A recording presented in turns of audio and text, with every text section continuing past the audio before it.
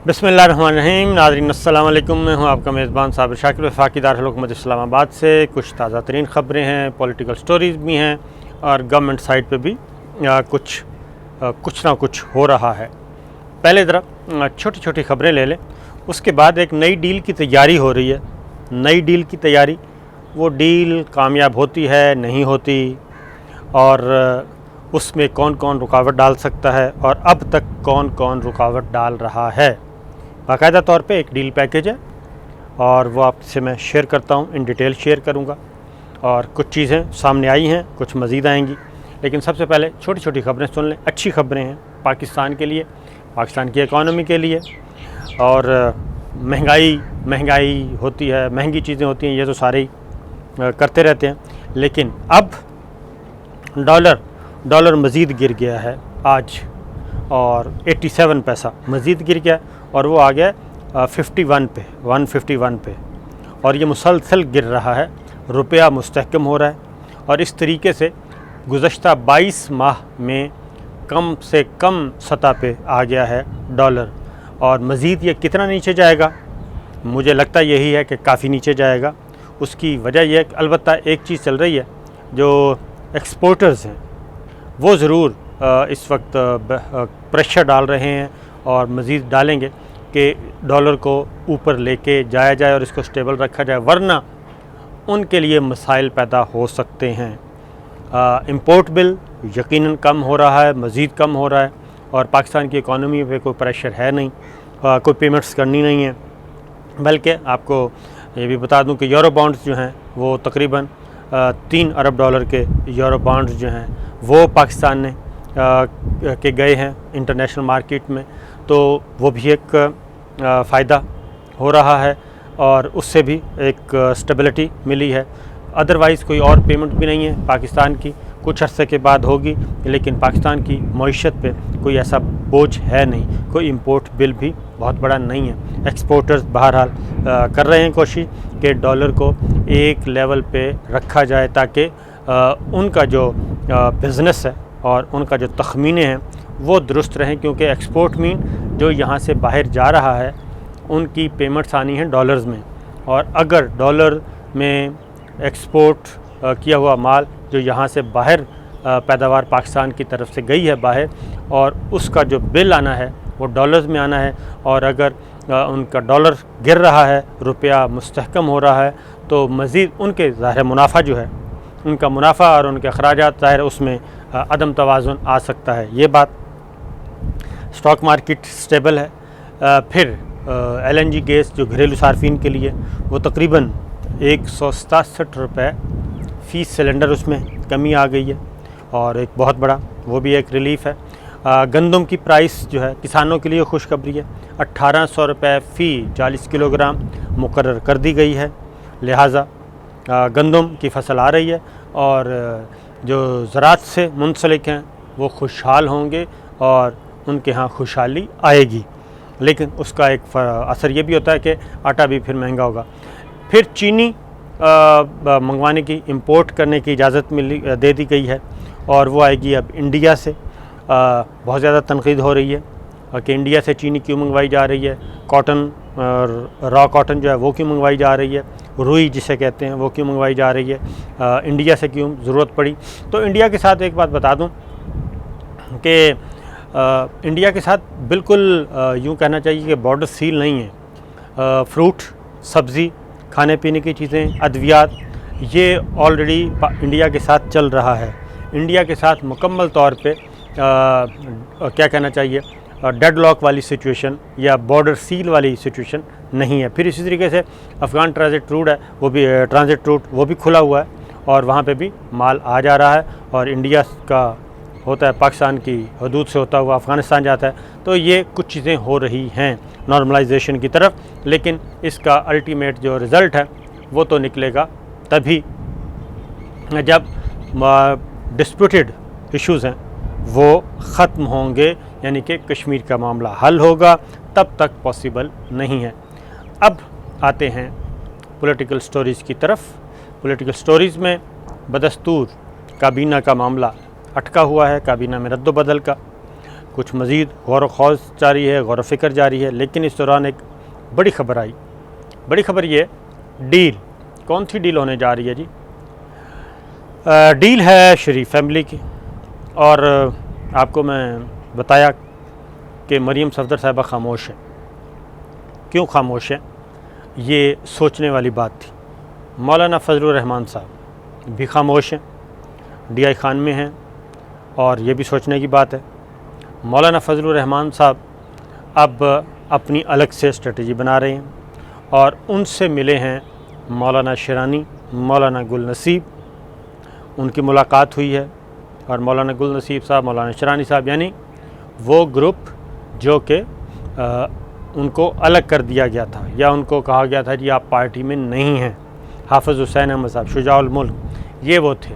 तो आज मौलाना शिरानी और मौलाना गुल नसीब, ये नाराज़ अरकान जो हैं, नाराज़ रहनुमा बल्कि कहना चाहिए, उनकी मुलाकात हुई मौलाना फजलुर रहमान साहब से।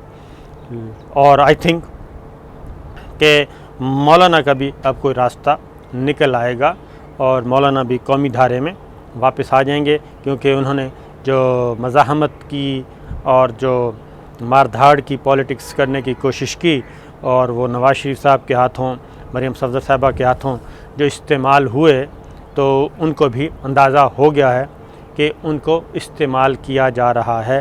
पहले भी किया गया और अब भी किया जाएगा और किया जा रहा था। ये चीज़ उन तक पहुंच चुकी है और उनको इस बात का अंदाज़ा हो गया। उसकी वजह यह है कि मरीम सफदर साहिबा, ये जो कुछ हो रहा था कि जी हमज़ा शहबाज़ को वज़ीर आला बना दें, शहबाज शरीफ साहब को वज़ीर आज़म बना दें, पंजाब में इन हाउस तब्दीली, मरकज़ में इन हाउस तब्दीली, पीपल्स पार्टी के साथ मिल के, तो जरदारी साहब के काफ़ी क्लोज़ हैं मौलाना फजलुर रहमान और उनके साथ ज़्यादा कंफर्टेबल हैं PMLN की निस्बत, मरीम सफदर साहिबा की निस्बत।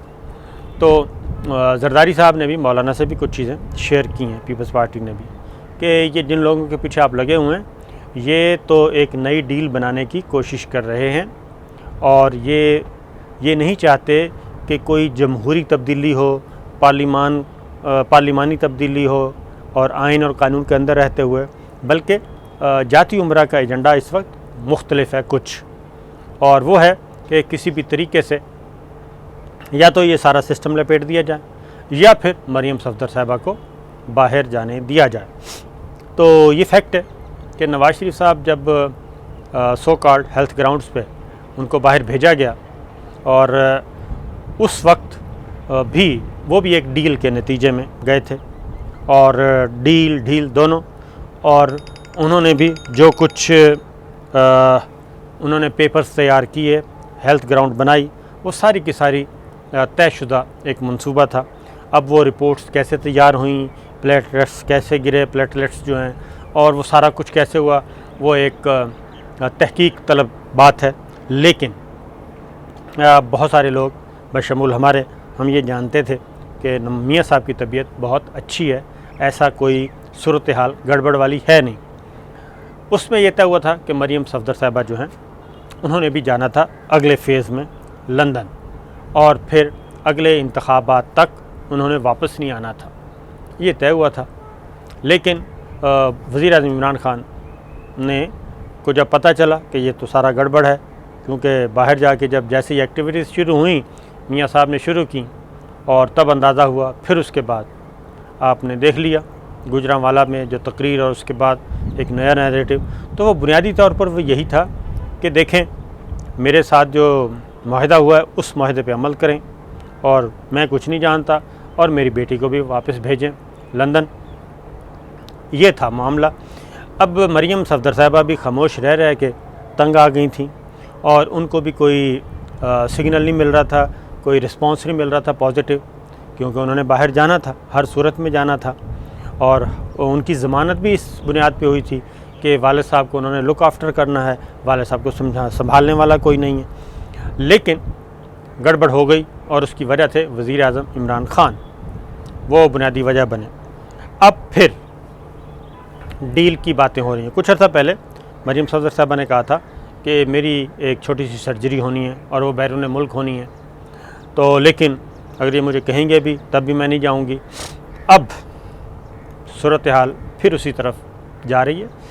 और अब अचानक जो सन्नाटा छाया हुआ है, खामोशी छाई हुई है, उसके पीछे भी यही है। ट्विटर खामोश, ख़ुद खामोश, और ज़रा बयानबाजी में भी, और ना आर्मी चीफ़ का इस्तीफ़ा डिमांड किया जा रहा है, ना DGISI पे तनकीद हो रही है, ना किसी और जर्नैल पे हो रही है, ना कुछ और किया जा रहा है। पिंडी GHQ के सामने धरना देना था, वो भी पोस्टपोन हो गया, उसकी भी बात नहीं की जा रही। मौलाना DI खान में बैठे हैं, पीपल्स पार्टी साइड पे हो गई। हमजा शहबाज मुसलसल मुलाकातें कर रहे हैं शहबाज शरीफ साहब से। शहबाज शरीफ साहब भी कह रहे हैं कि जनाब मुझे ज़मानत पर रिहा करें ताकि मैं अपना कोई सियासी किरदार अदा करूं। इलेक्टोरल रिफॉर्म्स होनी है, यानी एक खामोशी ठहराव आया हुआ है। तो बात क्या है? बात है कि अब ख़बरें आ रही हैं कि मरियम सफदर साहिबा का गला जो है वो ख़राब है और थायराइड का इशू है, जिसकी वजह से उन्होंने बोलना भी कम किया हुआ है या बोलना बंद किया हुआ है। और डॉक्टर अदनान जो हैं ख़ानदानी मुआलिज, वो लंदन से पहुंच चुके हैं पाकिस्तान, और नवाज़ शरीफ साहब ने ख़ास तौर पे भेजा कि जाके चेकअप किया जाए मरियम सफदर साहिबा का, उनका गला चेक किया जाए और उनका थायराइड और उनके जो भी इश्यूज़ हैं वो किए जाएं और पूरा ख्याल रखा जाए। तो डॉक्टर अदनान साहब आ गए हैं, मरियम सफदर साहिबा खामोश हैं, और अब इत्तलात यही हैं कि एक नई डील की कोशिश की जा रही है, और उसमें कौन हो सकता है? उसमें ब्रदर मुल्क हो सकता है, या फिर मगरबी मुल्क हो सकता है, या कोई बड़ी ताकत हो सकती है। तो अब ये बैकडोर चैनल पे कौन एक्टिव हुआ है, और ख़ास तौर पे सऊदी अरब से भी पाकिस्तान के मामलात दुरुस्त हो गए हैं। वज़ीर-ए-आज़म इमरान खान और वली अहद MBS के दरमियान रब्ता भी हो गया है। जैसे उनके दरमियान टेलीफोनिक रब्ता हुआ, खैरियत दरियाफ़्त की, वज़ीर-ए-आज़म इमरान खान को दौरे की दावत दी गई। साथ ही सऊदी अरब के साथ जो नीचे जुड़े हुए मुल्क होते हैं, जो उनकी पॉलिसी के मुताबिक चलते हैं, अब उनके भी फ़ोन आना शुरू हो गए हैं खैर व आफ़ियत मालूम करने के लिए। वज़ीर-ए-आज़म के लिए बहरीन के प्रिंस का फ़ोन आया वज़ीर इमरान खान को, दीगर ममालिक के भी अब आना शुरू हो गए हैं पैगामात, तो वो भी खैरियत दरियाफ़्त कर रहे हैं। तो मरियम सफदर साहिबा का मामला फिर जाके अटकेगा, और अटकेगा कहाँ पे?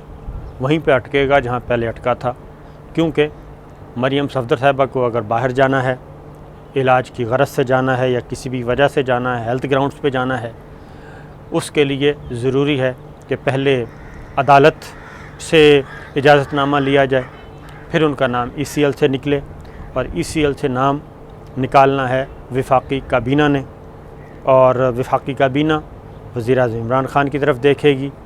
जो वज़ीर-ए-आज़म इमरान खान करेंगे वही वो करेंगे, और वज़ीर-ए-आज़म इमरान खान और उनकी काबीना के जो हम लोग हैं वो ये पहले ही कह चुके हैं कि हमने जो धोखा खाया नवाज़ शरीफ साहब की तरफ की दफ़ा, अब की दफ़ा नहीं खाएंगे, और मरियम सफदर साहिबा को बाहर नहीं भेजेंगे।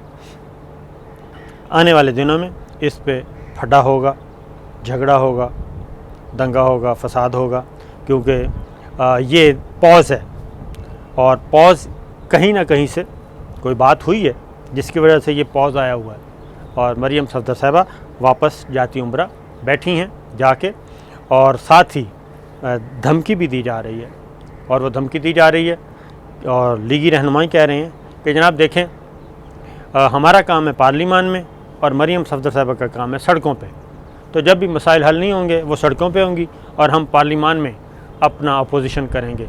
तो मतलब ये है कि जो कुछ हो रहा है उनको इलाज की गरज से जाने दें, उनको बाहर जाने दें, क्योंकि यहाँ पे सफोकेशन बहुत है, और पीपल्स पार्टी ने भी इनकार कर दिया मरियम सफदर साहिबा से बात करने से। वो भी अब हमजा शहबाज और शहबाज शरीफ से बात करेंगे।